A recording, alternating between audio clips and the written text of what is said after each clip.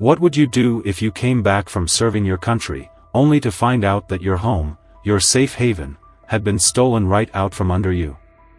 It was a bright Tuesday morning when my phone rang. I almost didn't pick up. I had a full day ahead and figured it was just another spam call. But when I saw my cousin Ethan Carter's name flash on the screen, I answered immediately. Ethan had been deployed overseas for the past year, and he wasn't the type to call unless it was serious. The moment I heard his voice, I knew something was terribly wrong. "They sold my house," he said, his voice tight with disbelief. "The HOA. They sold my house while I was deployed." For a second, I thought I had misheard him. My stomach dropped. "What do you mean, they sold your house?" I asked, gripping the phone tighter. "I mean it's gone, Jake. They put it on the market, sold it, and now some strangers are living in it." I couldn't wrap my head around it. Ethan wasn't some irresponsible homeowner. He had trusted the HOA to maintain his property while he was serving his country. He had even prepaid his HOA fees, made sure his bills were on autopay, and left everything in perfect condition. This wasn't just some paperwork mix-up. Someone had deliberately taken advantage of his absence. And I had a feeling I knew exactly who was behind it. Karen Whitmore, the HOA president, had always been a controlling, power-hungry tyrant. Over the years, she had made it her mission to rule the neighborhood with an iron fist, handing out fines like Halloween candy and making life miserable for anyone who dared to question her authority. But selling someone's entire house? This was corruption on another level. Ethan, always the calm and rational one, was barely holding it together. "Jake, I need your help. I don't even know where to start." I didn't hesitate. "We're going to figure this out. And we're going to make them pay." I hung up the phone and immediately started digging. Something about this didn't add up. Selling a house wasn't like towing an abandoned car. It required legal paperwork, signatures, and months of processing. There was no way this could have happened without someone deliberately pulling strings to make it work. And knowing Karen Whitmore, she had made sure every door was locked before Ethan could come back to fight. I pulled up the county property records and my stomach twisted when I saw the listing, "Sold." Ethan's home had been transferred to a new owner just 2 months earlier, while he was still overseas. I scanned the details, and things got worse. The sale price was far below market value, nearly 40% lower than what the house was worth. Someone had made a quick, dirty deal, and I had a strong suspicion they had pocketed the difference. I needed to talk to the new homeowners. If they had any idea this sale was fraudulent, they'd be just as angry as Ethan. But first, I had to find out how Karen had pulled this off. Ethan was meticulous. He wouldn't have missed mortgage payments or forgotten legal documents. So how had they justified seizing his home? That's when I found the first major red flag. A formal eviction notice had been filed against Ethan nearly a year ago. The problem? It had been sent to his house, where no one was living, ensuring he'd never receive it.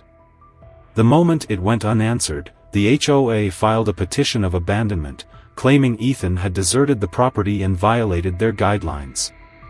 The legal justification was paper-thin, but it was just enough for the HOA to push the sale through. And the worst part? They had staged evidence to support their claim.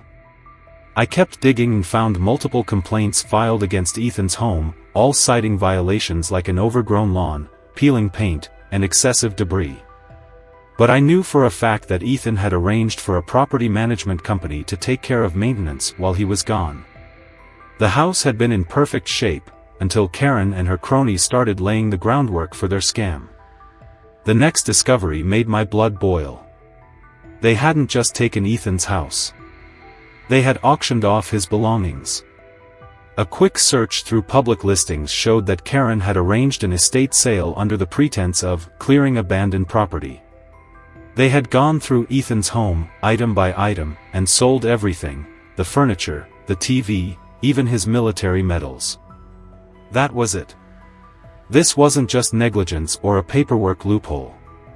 This was deliberate, calculated theft. I clenched my fists as I stared at the evidence piling up in front of me. Karen had crossed a line she could never come back from. Now, it was time to make her pay. I didn't waste any time. Armed with the evidence I had gathered, I tracked down the new homeowners, Mark and Emily Thompson, and knocked on their door. When Mark answered, he looked surprised to see a stranger standing there, but his expression shifted when I introduced myself. I told him I needed to talk about the house. At first, they were hesitant. I could tell they thought I was some disgruntled former owner looking to stir up trouble. But when I handed them copies of the forged eviction notice, the false HOA complaints, and the estate sale records, their faces drained of color. Emily covered her mouth with her hand, her voice shaking as she whispered, "Oh my God, we had no idea." I believed them. They weren't the villains here, Karen was. The Thompsons had purchased the house through a legitimate real estate deal, unaware that the entire transaction had been built on fraud. Mark exhaled sharply, running a hand through his hair.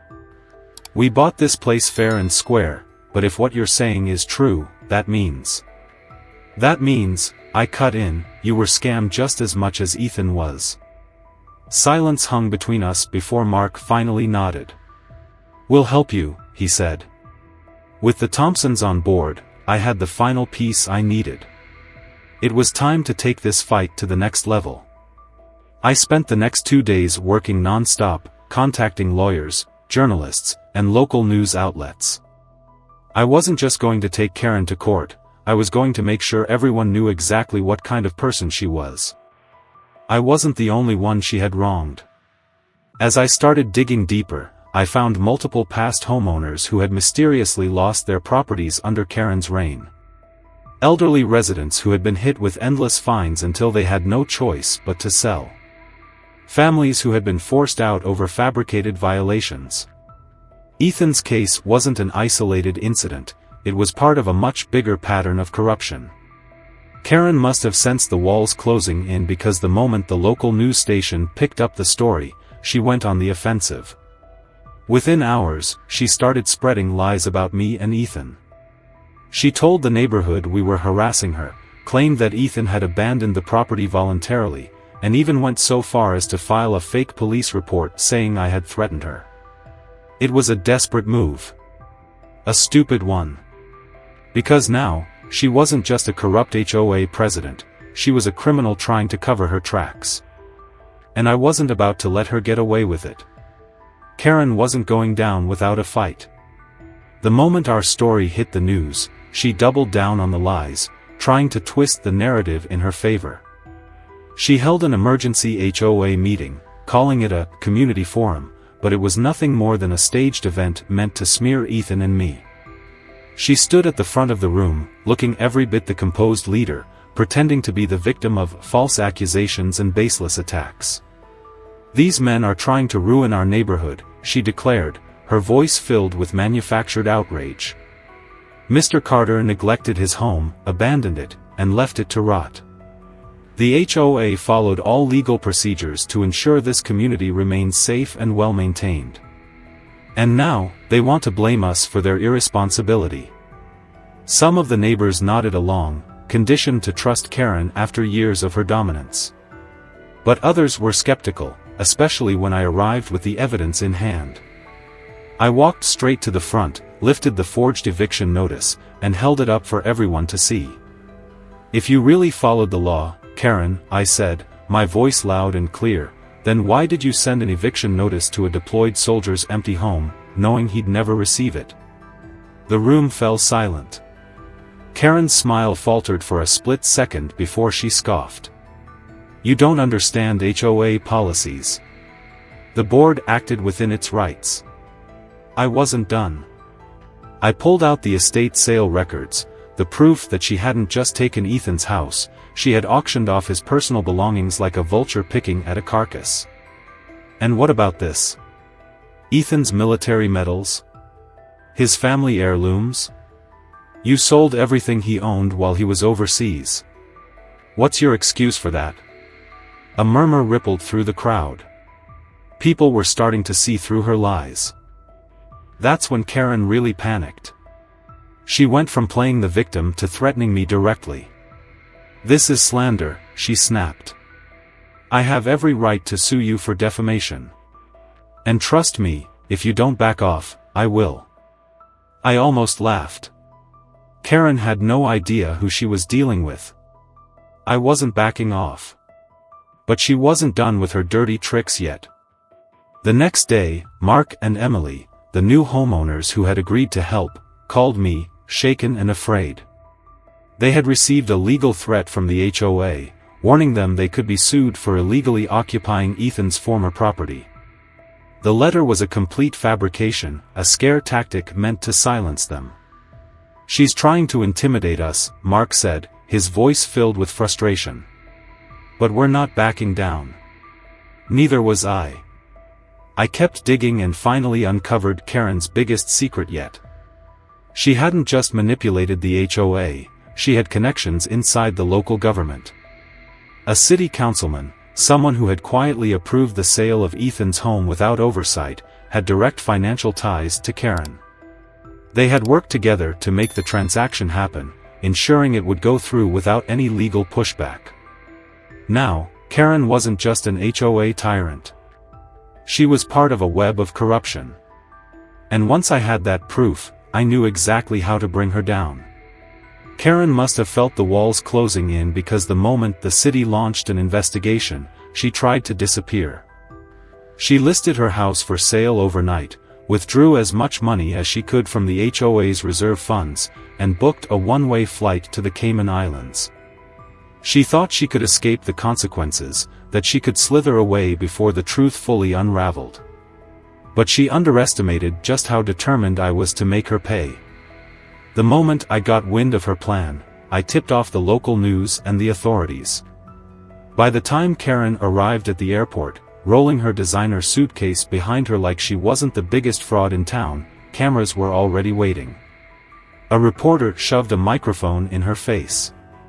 "Karen, do you have any comment on the illegal sale of Ethan Carter's home? Did you really forge documents to push the sale through?" She tried to ignore them, to keep walking, but then she saw the police officers waiting just past security. That's when the mask cracked. "This is harassment," she shrieked, her voice shrill and desperate. "You'll regret this. I built that neighborhood. No one cared." She was arrested on the spot, charged with fraud, conspiracy, and theft.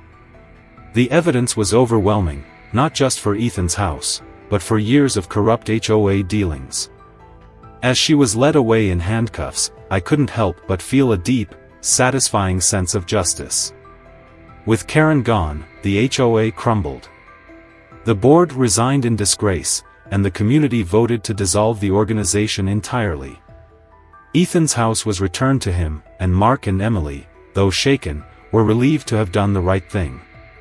But it wasn't just about one house, it was about exposing how unchecked power could destroy lives. The neighborhood would heal, but the scars of Karen's corruption would linger. The people who once feared her now spoke out, sharing their own horror stories. This wasn't just Ethan's victory, it was a victory for everyone she had ever wronged. The fight against HOA abuse doesn't end here. Have you ever felt powerless against HOA, or Karen, rules? Share your experiences below, let's see who had it worse.